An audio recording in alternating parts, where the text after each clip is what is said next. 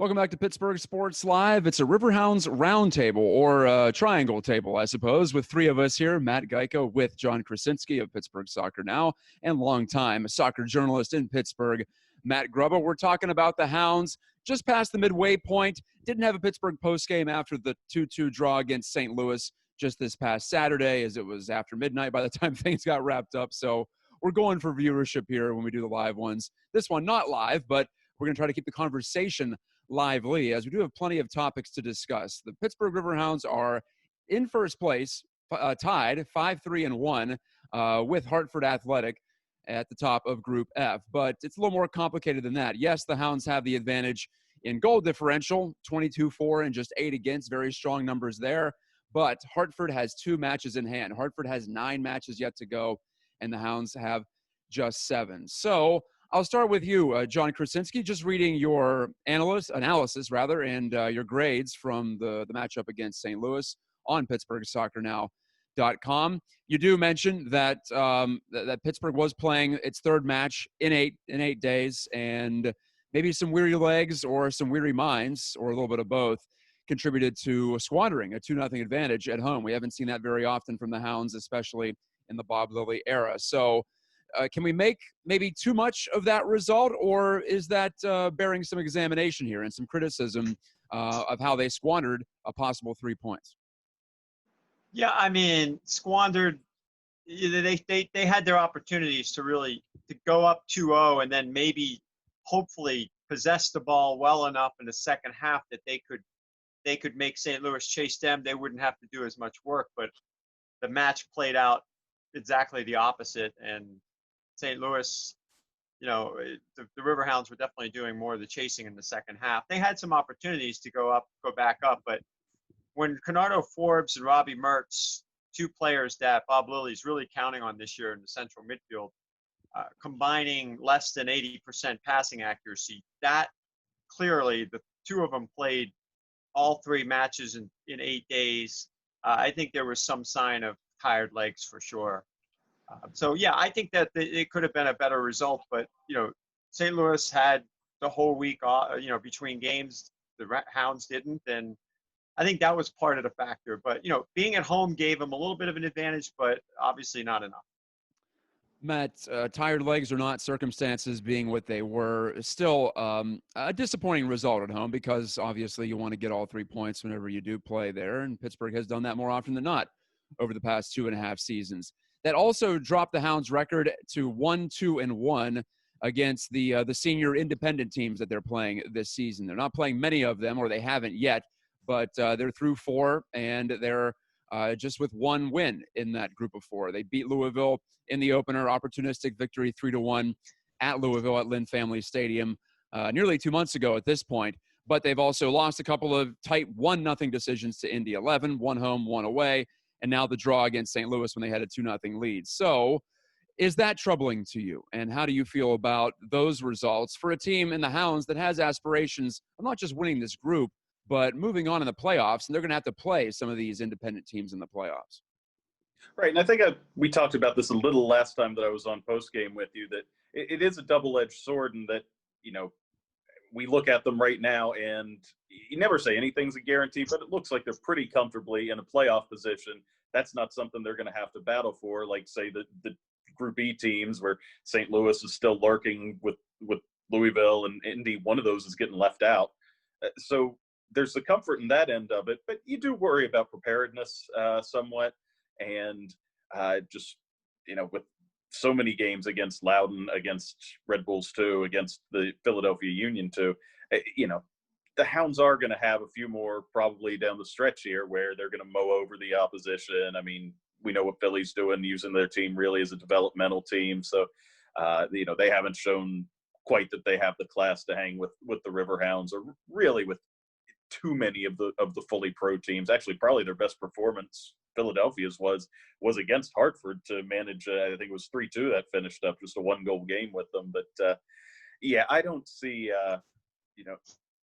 Bob Lilley's going to have his team ready, but it is tough when you have to sort of, almost have a working practice on game night. John, looking at the standings in Group F, Matt brought it up, so we'll give you the details here. As we sit on this Monday, recording this one, August the 24th, the Hounds have 16 points. Hartford Athletic has 16 points after coming back to draw against Loudoun United at home the other night, Sunday evening. So dramatic comeback for Hartford to pull into that tie with the Hounds. But Bob Lilley said on Saturday night, John, that the Hartford Athletic is, quote, miles ahead of the Hounds, even though they're technically even. Actually, at the time he said that, Pittsburgh was 1 point up. So is Bob just being a little bit dramatic there, or do you buy into the fact that it's going to take quite some doing for Pittsburgh to finish atop Group F just because of those games in hand that Hartford has? Well, Bob wants to go 3-0 against Hartford. That's he's got to have that mentality. So he's got to feel like give his team, give himself a sense of desperation, right? Mm-hmm. The number, kind of going back to what Matt was talking about, the number I'm looking at, I'm saying 1-2-1 against Group E. I mean, we're all talking about, with the Red Bulls maybe being the nearest threat in Group F for the Hounds. I mean, that 1-2-1 against Indy and St. Louis and Louisville is what I'm looking at. Like, okay, I'll look at those 4 matches. The Hounds were pretty much in command at Louisville after the 20th minute or so. The Indy matches were pretty tightly contested, both of them, but they ended up on the losing end. What can they do to fix that? And then St. Louis, looking at a good possession team that came to Highmark but beat them on rest. That I think Bob he's sort of looking at that, and then he's looking at, okay, we've got to go 3-0 against Hartford, and everything. I mean, he wants, obviously, they obviously want to win out if they can, but 3-0 against Hartford pretty much sets themselves up for that top seed. Hopefully a St. Louis or Louisville at home for the Hounds. I'm sure they would rather not travel that first weekend, and then let the chips fall where they may. I mean, that's I think it's just Bob being Bob. It's a motivational tool. It's what he likes to want to keep that mindset being that, look, we've got a lot of work to do, and Hartford they've got those 2 games at hand, so we have less. They have less to work with. They have 7 games and less of a window to get those 21 possible points. Just looking at those 2 games in hand that Hartford has, so you have to figure maybe not 3-0-0 for Pittsburgh against Hartford to usurp the boys in green for the top spot in Group F, but I'd say probably 2-0-1, somewhere in that range would also get it done, maybe. And that, of course, assumes that the Hounds take care of business in the other matches, which is no guarantee. They still have to go to New York again. They still have to go to Loudoun again. And we all know that road's a little more challenging than home, typically. Matt, do you think that there is the depth on this team that Lilley thought he was getting? I know part of the concern for the Hounds is that Tony Walls is still dealing with personal issues back home.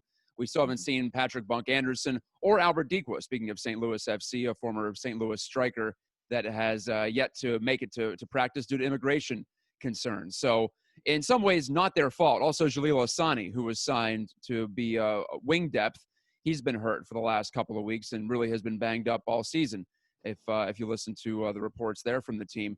So maybe part of it is not their fault, but I also feel, getting back to John's point, it doesn't seem like that they can afford to play any matches without Mertz and Forbes on the pitch, without Dos Santos, without either one of Ryan James or Jordan Dover on the wings, and without Thomas Van Kuyzeel too. So in a lot of ways, I'm not sure if that functional depth has shown up this year. What's your read on it?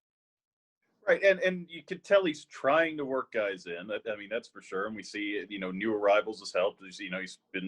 He has not hesitated to throw a guy like, Mark Lindstrom right into the fire as soon as he was available and ready. And so I expect to see the same as the guys you mentioned.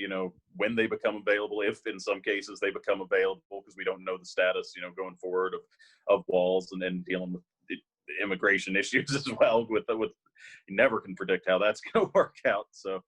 I think he's going to try and make as much depth as he can there. I just want to, I want to go back. I thought it was funny when you mentioned the Hartford thing, that him saying Hartford being way ahead of them too. Mm-hmm. That I think there's sort of in Bob's mind, he thinks he has the most talented team in the group. I don't think a lot of people would argue that, but I think he sees Hartford as playing closer to their potential right now than what his team is. And I think in his mind, that's what he's saying, that, you know, he sees closer to a finished product from Hartford, whereas, you know, his group now with just 7 matches to go, you know, they're not clicking where he wants them to be for the playoffs. And, you know, it's, as you mentioned, it's going to come down to 3 games with Hartford. 2-0-1 would almost certainly do the job, although, you know, somebody, you know, drop a few points there along the way. So, yeah, that's the one good thing, is that it makes these Hartford matches almost like a playoff tune-up, in that, you know, you're playing for the home game, playing, you know, very possibly to avoid Indy, which I think Bob has said a few times that he thought even coming into the season was maybe the most talented team in the East, you know, excluding his own from the conversation there. So, I mean, there's something to play for, and I think he sees these Hartford games as the must win. So when you talk about working the depth, just to tie it back in, I mean, that's going to be where he's going to want those depth guys to come out and perform, so he can give guys a rest against, you know, a Philly the next time they play them, or, you know, put the Red Bulls away early if they can. I mean, that's a team that has shown flashes, but they're not quite what they've been the last few years. So, you know, it's going to be incumbent on these young guys, you know, new guys, when they come in, give them the opportunity to rest. That's what it comes down to. Bob wants to, but the other players are going to have to show that he can rest them. It's the Riverhounds Roundtable Midseason edition here on Pittsburgh Sports Live. I'm Matt Gajtka. Matt Grubba, you just heard from him. John Krysinsky, you've been hearing from him throughout the show as well. And we're just giving you a reset, because now the Hounds are done with out-of-group play. They're 5-3-1. They have more positive results than negative results, but it's certainly complicated when it comes to assessing whether this team has made a step forward, whether we can even use this season at all as a barometer of the franchise's overall competitive arc. It's difficult to say. One thing that's for sure, John, they have been efficient at the attacking end.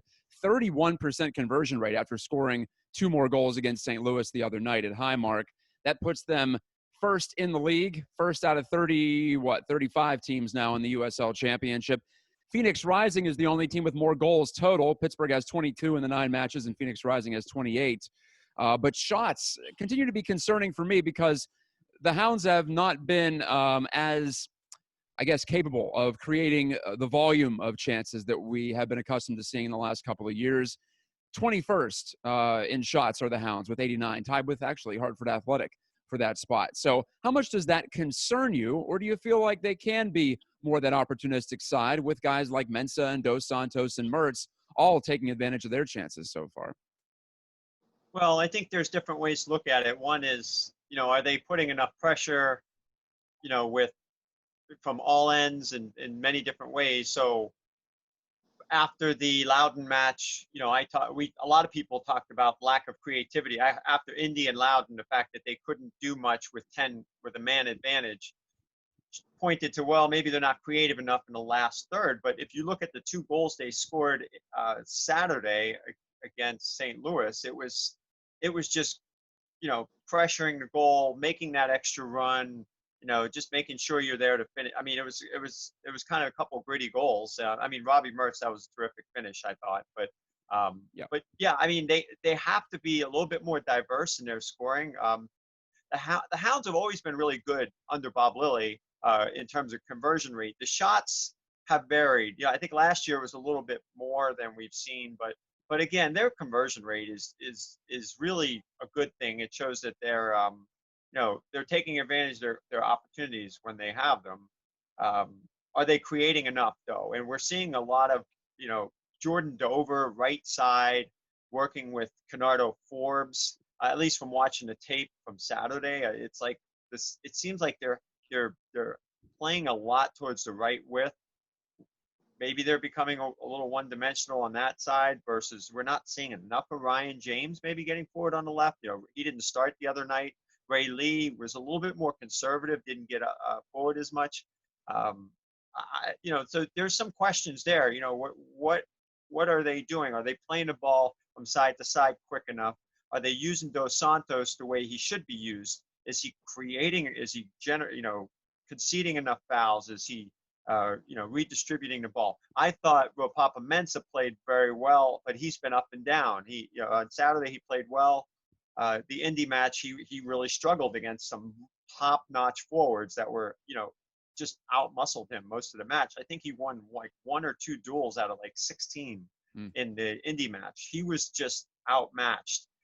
And, against St. Louis, he looked better. He was moving, he was getting more touches. He was, just creating, some more movement for the rest of the, working with Robbie Mertz. Now, my other question is how much, playing Robbie Mertz and Kenardo Forbes as much as they've played, I mean, that third central midfielder, that third attacking midfielder, Danny Griffin has shown some signs.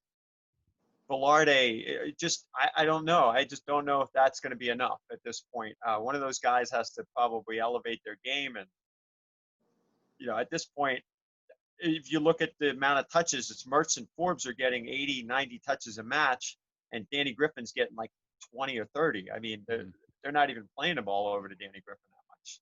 So there's some concerns about the balance of the attack, but I think if Mensah continues to play better and get more confidence to the point where he has to face Indy again and be that second striker and be effective, I think the sky's the limit, but they got to get better in those areas. That's funny you mentioned the right side bias of the Hounds attack so far. I don't know if I would have noticed it as well if I weren't sitting behind the goal at the West End watching these games in the de facto press box this year. You do get an appreciation, or at least I do. I get a better appreciation for the tactics and the formations and how teams are countering each other. It has been fun to watch that chess match, most definitely. Matt, we talked attack, so we got to talk defense. Obviously, a Bob Lilley team has the reputation for that, regardless of which team he is coaching. And that continues on this season. Just the 8 goals allowed. In fact, allowing 2 feels like a ton for the Hounds because it has been over the past 3 seasons. But still, just the 8 allowed, that's 4th best in the Eastern Conference. That's still top 10 in the USL Championship, including the 3 clean sheets for the veteran keeper Tomas Gomez. So with Gomez back there getting the lion's share of the starts, you have Vunke Zeal playing center back. You have Mark Lindstrom working his way in as a rookie. Skylar Thomas, pretty rock solid, I would say, especially out of the air with his height. And then you throw in the wing backs, whether it's Ray Lee or Ryan James or Jordan Dover or sometimes Danny Rovira. It seems a fairly solid group, and it seems like the Hounds are pretty cohesive. They were probably more loose and lax than what they would like to be the other night against St. Louis, so that bears watching if that trend continues against Hartford on the road this Friday. But I think I'd give them more than a passing grade on the defensive side. What's your take on the situation? Yeah, certainly. And, bringing back Ray Lee, I think was a good comfort move for Bob Lilley. Because again, we talk about bringing a guy in who he can plug in right away, doesn't need to take the time to learn the system, that sort of thing, to learn how Bob likes to play. So I think you have good wing depth with James, Dover, Lee. So those positions between those 3 guys, I think he feels confident. In the center, it would be nice to have that additional depth. Hopefully, Mark Lindstrom is that. Skylar Thomas has been very solid, and also I've been impressed with him getting forward on set pieces too, which I think he's just got the 1 goal, but he's been dangerous on a few other chances getting forward this year. Thomas Vunke is I think it's between him and Kenardo Forbes, who's been the Hounds' most important player the last couple of seasons now. But he's playing his natural position at center back. We like seeing him, in that holding midfield role because he does have some creativity, gets involved. I think they're really solid through there. The trouble is, like you mentioned, what if someone goes down? What if, somebody gets sent off and we have to, plug somebody in, somebody's unavailable for whatever reason. I certainly like the core, and in a shortened season, 16-game season, maybe you get away with not needing quite the depth that you have to. But I do like, especially those center 3, the way they manage mostly to stay tight. The games where they've been exposed a little bit, like the St. Louis game recently, it's been not just a product of the back 3 or the back 5, however you want to call it, but it's been the Hounds as a team sort of falling into the trap of, turnovers in the midfield, letting the game become a little more open, a little more of a track meet than Bob would certainly like. And And so I don't even want to peg, giving up 2 goals to St. Louis on the defense being bad. I mean, certainly there were places they could have improved. I don't think that was a foul they needed to give that led to the second goal. I think that was sort of a rash challenge, 21 yards away from the goal. But, that I like that group they have, but if somebody goes down, what next? And that is, the thing you worry about. But 7 games, I like their chances of being able to get to the postseason right around, I'm sure Bob would hope it finishes less than 1 goal per game. And going into the postseason, that gives you a chance anytime. Well, I know that judging on historical precedent, under a goal per game would line up with how the Hounds have been under Lilley. 85 all-time matches, all competition matches under Lilley, and they're right around 0.9 goals allowed. And about half of those, almost exactly half, in fact, have been shutouts. All right, time to put you boys on the hot seat. I'm going to put myself on the hot seat first because I want to look at the remaining schedule. Hartford Athletic coming up here on Friday. I will not be able to have the Pittsburgh postgame for that one, but it'll be a Friday-Tuesday setup. We haven't seen anything like that in a while. That reminds you of the old USL when they used to have the Friday-Sunday sometimes on road trips, which was not liked very well by the players. I know that much. But neither here nor there. They'll wrap up August at Hartford, the first of 3 against what appears to be their chief rival, their only rival for Group F supremacy, as Red Bulls 2 is 10 points back right now of Pittsburgh and Hartford.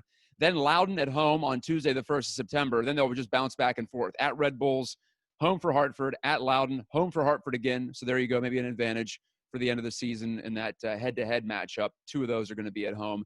Then they finish, do the Hounds, with 1 October matchup on the 3rd against Philadelphia Union, also at Highmark Stadium. So 4 of the last 7 are at home here. I think Pittsburgh collects 5 victories. I'm going to go and say that they're going to turn it up here in the second half of the season. I think they finish 5-1-1, and I think they edge out Hartford Athletic because I still do think they're the most talented team in the division, even though they haven't necessarily shown it at times, and they've had some lapses in concentration, some lapses in execution. I think the best is yet to come, and I think that's right in the MO of a Bob Lilley team. So we'll go with you, John. What do you think about the end of the season? How do you feel the Hounds will do in the final 7? Yeah, I think that the schedule was tougher in the first 8 to 9 matches, and this last 7 it kind of favors them. And not only does it favor them, but they have, like you said, the two of the 3 versus Hartford are at home. So, but I think they have to emphasize this Friday night's match. I think has to be, 3. They have to get points on the road. I mean, that would be huge because then they come back and they have the 2 against Hartford at home. I think those are the biggest matches, obviously, in the 7-game stretch. But they got to take care of business. They can't slip up. New York on the road is always tough for them for whatever reason, this year even included. So that's there's no gimmies on the road, as you mentioned, and they got Loudoun on the road as well. But they have more matches at home down the stretch, and I like their chances. I would say somewhere in the ballpark of maybe like a 4, maybe a 4-0-3 or a